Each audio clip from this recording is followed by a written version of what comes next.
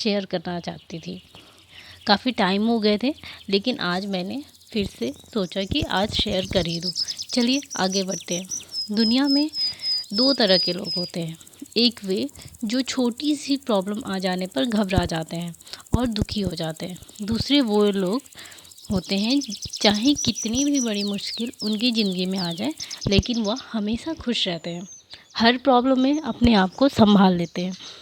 एक वे होते हैं जिनके पास सब कुछ होते हुए भी फिर भी लेकिन वह हमेशा दुखी रहते हैं और दुखी दिखते हैं। आपको हमेशा वो दुखी ही मिलेंगे। और दूसरे वे होते हैं जिनके पास कुछ हो या ना हो, लेकिन वह आपको हमेशा खुश दिखते हैं, मुस्कुराते हुए मिलते हैं। आज हम एक ऐसी मोटिवेशनल स्टोरी आपको सुनाने वाले हैं।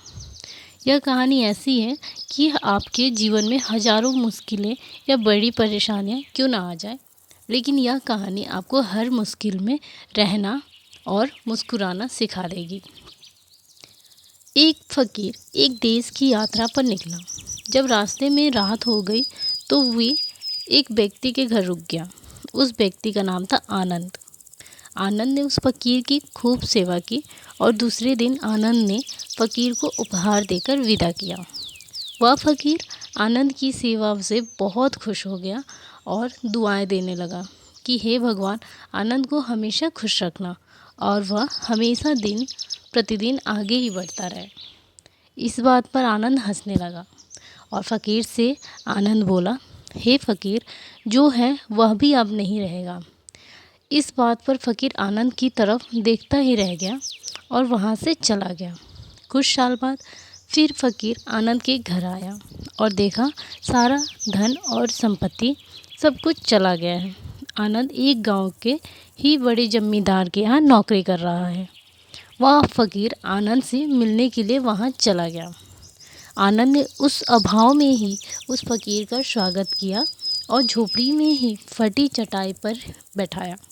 उसके पास खाने के लिए जो रूखी सूखी रोटी थी वह खाने के लिए उस फ़कीर को दे दिया। जब फ़कीर वहाँ से जाने लगा तो उसकी आँख में आंसू था और फ़कीर कहने लगा, भगवान, तुमने यह क्या किया? तो आनंद फिर हंसने लगा और कहने लगा, अरे फ़कीर, तू क्यों दुखी हो रहा है? ईश्वर हमें जिस हाल में भी रखे, हमें हमेशा खुश रहना चाहिए, उसे धन्यवाद देना चाहिए। समय सदा बदलता रहता है और इतना ही नहीं, यह भी नहीं रहने वाला। इस पर फ़कीर सोचने लगा कि मैं तो केवल वेश से ही फ़कीर हूँ, लेकिन सच्चा फ़कीर तो तुम हो आनंद। कुछ साल बाद फ़कीर फिर यात्रा से निकला और आनंद से मिला और देखता का देखता ही रह गया, क्योंकि सब कुछ बदल चुका था। आनंद अब जमींदारों का जमींदार बन चुका था।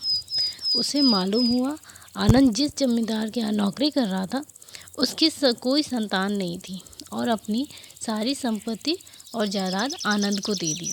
फ़कीर बहुत खुश हुआ और आनंद से कहा, अच्छा हुआ वह ज़माना गुजर गया, भगवान करे अब तुम ऐसा ही बनाए रहो। यह सुनकर आनंद फिर हंसने लगा और कहने लगा, फ़कीर, अभी भी तेरी नादानी बनी हुई है। फ़कीर ने फिर आनंद से पूछा, क्या यह भी नहीं रहने वाला? तो आनंद ने उत्तर दिया, हाँ, या तो यह चला जाएगा या फिर इसको अपना मानने वाला ही चला जाएगा। यहाँ पर कुछ भी रहने वाला है ही नहीं। अगर कोई चीज़ शाश्वत है तो वह है हमारी आत्मा, वह है हमारी मन की शांति, वह है हमारे मन का सुकून, और बाकी जो कुछ भी है वह हमेशा रह ही नहीं सकता।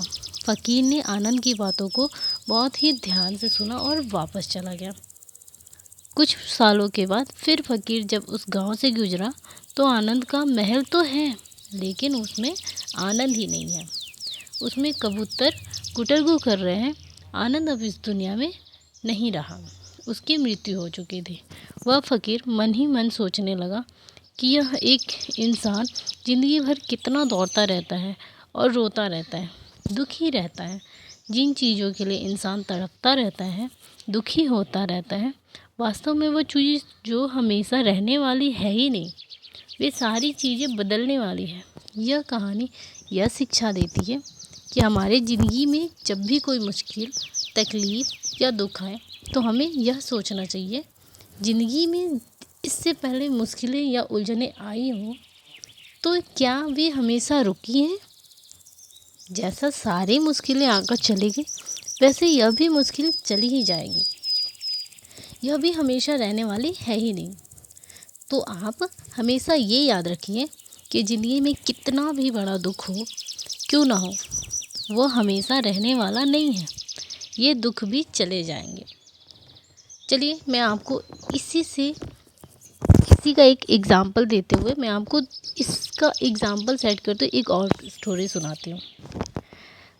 एक बार अकबर ने बीरबल से कहा कि बीरबल आज कुछ ऐसा लिखो कि जब मैं खुशी से पढूं तो दुख, और जब दुख से मैं पढूं तो खुशी हो। बीरबल ने लिखा, यह वक्त भी बीत जाएगा।